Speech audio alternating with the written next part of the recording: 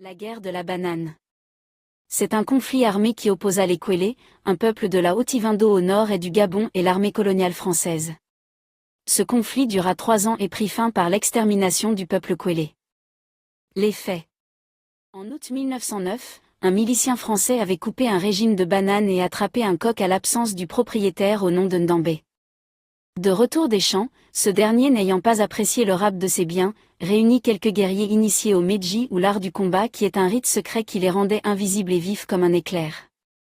Les guerriers Kwélé ont malmené les militaires français durant 3 longues années. Leur dextérité, leur agilité, leur pouvoir de maniement des saguets et les machettes ont poussé les soldats français et leurs miliciens noirs dans leurs retranchements bien que très bien armés. Voyant qu'ils ne pouvaient tenir tête aux guerriers Kwélé, les Français mis en place une stratégie d'accalmie et d'enterrement de la hache de guerre.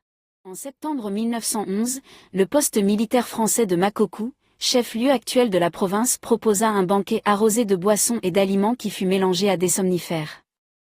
Les guerriers Kwélé mangèrent et burent sans méfiance. Drogué et affaibli, le chef de l'armée française donna les instructions de massacrer les soldats immortels Kwélé. Ce fut le banquet de la mort. Après avoir neutralisé les guerriers Kwélé, le chef de l'armée française ordonna l'extermination des femmes et enfants Kwélé. Ce fut l'extermination du peuple Kwélé, seules quelques familles vont survivre à la mise à mort programmée par la France. Pour que ce peuple difficile à soumettre ne tienne plus front à la France, leurs reliques, masques et autres objets sacrés vont être détruits ou emportés en France.